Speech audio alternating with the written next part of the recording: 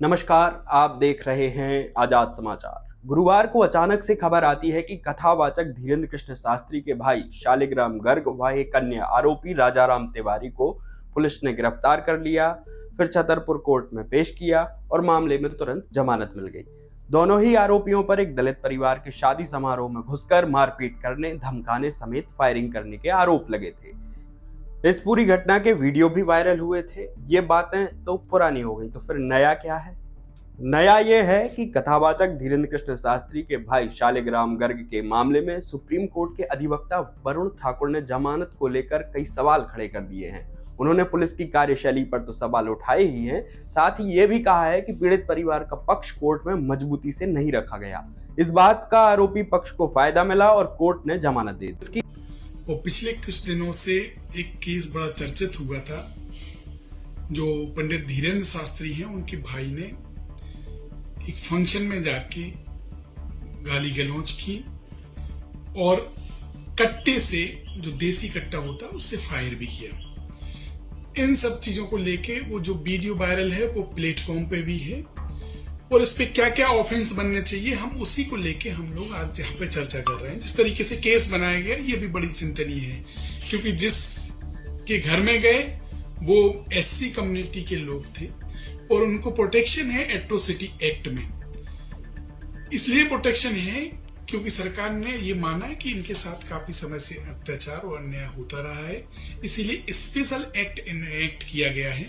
और इस एक्ट में अगर कोई ऑफेंस रजिस्टर्ड होता है तो उसमें एंटीसिपेटरी बेल का कोई प्रोविजन नहीं है।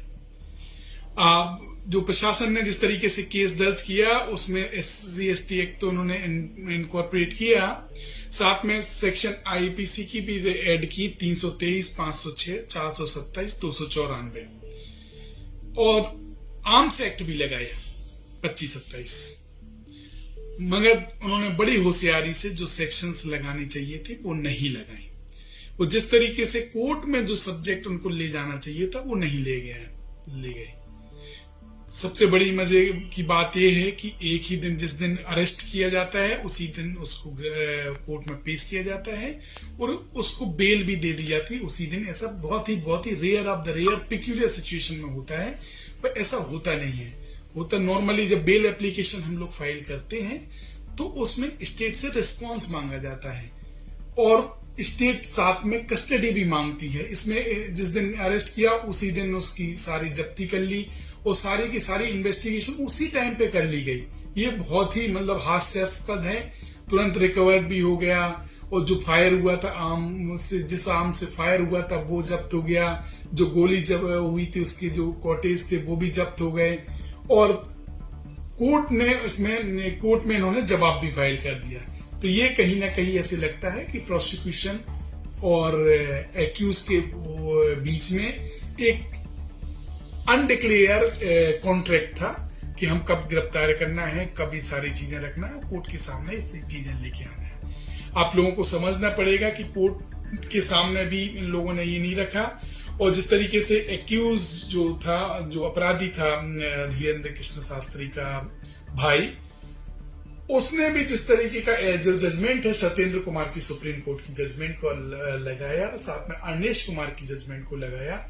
ये दोनों जजमेंट ये IPC की सेक्शंस के लिए हैं और ये CRPC में जो 41 का जो प्रोविजन है जिसमें ये कहा गया है कि आप गिरफ्तार, जिसमें 7 साल से कम की सजा है, उसमें आप गिरफ्तार करने से पहले एक नोटिस देंगे। अगर एक्यूज उसमें इन्वेस्टिगेशन कोऑपरेट करता है तो उसको उसको गिरफ्तार करने की जरूरत नहीं है। ये नॉर्मली ये सुप्रीम कोर्ट ने कहा है सत्येंद्र कुमार की जजमेंट में, अनिश कुमार की जजमेंट में।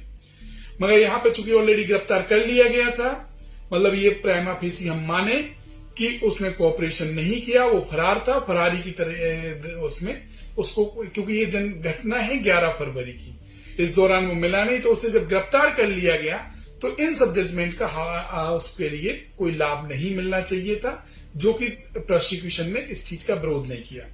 साथ ही साथ जो स्पेशल एक्ट जब इंट्रोड्यूस हो जाता है तो उसमें जो सत्येंद्र कुमार की जजमेंट है और अनिश कुमार की, वो इंप्लीमेंट नहीं हो सकती है। आप इसका इलस्ट्रेशन मैं आपको बता सकता हूं। जैसे दिल्ली में सत्येंद्र कुमार जैन है, वो प्रिवेंशन एंड करप्शन एक्ट में है, उनकी भी जो सेक्शन है मैक्सिमम 7 साल की है। आपका जो अभी मनीष सिसोदिया जी जो गिरफ्तार हुए उनमें भी मैक्सिमम सेक्शन 7 साल तक की है, और इसमें भी वही हवाला दिया जा रहा था। साथ ही साथ मैं आप लोगों को ये भी बताना चाहता हूं कि जिस तरीके से 25-27 जो आर्म्स एक्ट को डील किया गया है, वो भी एक तरीके से 27(1) को लिया गया है, जबकि 27(1) में लाइसेंसी हथियार के लिए है, और जबकि 25(2) में 10 ईयर है, और उसमें 27 में डेथ सेंटेंस तक ये मामला जाता है। तो इन सबस को प्रॉपरली नहीं प्लेस किया गया कोर्ट के सामने, इसी कारण से वो जमानत हो गई। अगर प्रोसिक्यूशन सही तरीके से पक्ष रखता तो ये सवाल ही नहीं पैदा होता कि इसमें जमानत मिले, क्योंकि ये जो अपराध है बहुत सीरियस नेचर का अपराध है। उसने घर में घुसा, ट्रेसपास किया, और एक पूरा फंक्शन चल रहा था, उसको डिस्टर्ब किया, सारी चीजें की, तो उसी हिसाब से सेक्शंस जो आईपीसी में डिफाइन है उसके तहत इनकॉर्पोरेट करनी चाहिए थी, वो नहीं की। वो बड़ी साधारण सी सेक्शंस हैं, 294 है जो है ऑब्सीन सिंगिंग के लिए है, 427 है मिसचीफ कॉजिंग हर्ट है, 506 धमकी के लिए है, और 323 सामान्य धक्का मुक्की के लिए है। तो ये घटना नहीं थी, वहां पे फायर भी हुआ है, वहां पे उनको धमकाया गया है, पूरा का पूरा टेरराइज किया गया है, और किसी के फंक्शन में जाके घुस गए घर में, और साथ में कई लोगों को लेके गए हैं। तो इस तरीके का माहौल बना, उसके लिए अलग डिफाइन है सेक्शंस। इस कार्रवाई पर सवाल उठ रहा है कि आरोपियों की सेम डे गिरफ्तारी सेम डे कोर्ट में पेश करने की इतनी जल्दबाजी पुलिस को क्यों थी? क्या पुलिस पर दबाव था? जानकारी के मुताबिक पुलिस ने आरोपी शालिग्राम गर्ग को गुरुवार की सुबह 6:40 पर गिरफ्तार किया। वहीं अभियुक्त राजाराम की गिरफ्तारी गुरुवार की ही सुबह 8:30 बजे की गई थी।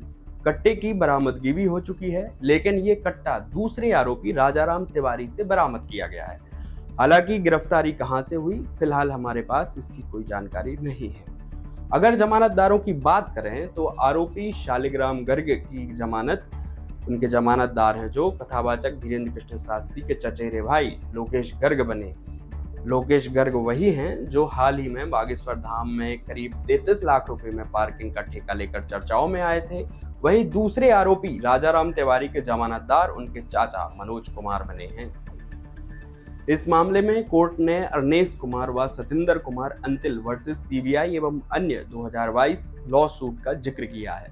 साथ ही फैसले में लिखा है कि यह कहा जा सकता है कि ऐसे मामले जिनमें 7 वर्ष या कम अवधि अथवा 7 वर्ष की अवधि तक के कारावास का दंडादेश जुर्माने सहित व रहित हो, गिरफ्तारी अपरिहार्य कारणों के में ही की जानी चाहिए। इसके अलावा और भी बातें लिखी हुई हैं, जैसे अनुसंधान एजेंसी का कहना नहीं है कि अब अभियुक्तों की अनुसंधान के प्रयोजनार्थ उन्हें आवश्यकता है। अनुसंधान एजेंसी मतलब पुलिस। जो जब्ती होना था वो हो चुकी है। आरोपियों का पूर्व में कोई आपराधिक चरित्र नहीं है एवं वे नवयुवक हैं। पर जिन अपराधों का अभियोग है उनमें 7 वर्ष से कम अवधि या 7 वर्ष तक की अवधि का ही कारावास दंडादेश है। आगे लिखा है, केस डायरी में कोई ऐसी सामग्री नहीं है जिससे यह प्रकट हो कि वे यानी आरोपी इस स्थिति में है कि अभियोजन साक्षियों पर असम्यक असर डाल सके, मतलब बुरा प्रभाव, या साक्ष्य को प्रभावित कर सकते हैं। और इस तरह से कोर्ट ने इन तमाम बिंदुओं के मद्देनजर दोनों ही आरोपियों को 25-25 हजार के मुचलके पर जमानत दे दी। बहरहाल अब इस मामले में अगली सुनवाई 16 मार्च को है, जिसमें चालान पेश किया जाएगा। इस खबर में फिलहाल इतना ही। अगर आप हमारी आज़ाद पत्रकारिता को सपोर्ट करना चाहते हैं तो चैनल को सब्सक्राइब कर लें, फेसबुक पेज को लाइक कर लें, फॉलो कर लें। जो व्यूअरशिप ज़्यादा है उस पर वो फॉलो बटन पे नहीं दिख रही है, तो इस पर आगे बढ़ाएं, फॉलो करें। हम ऐसे मुद्दे और बेबाकी से निष्पक्ष तरीके से रखते रहेंगे। देखते रहें आज़ाद समाचार। धन्यवाद।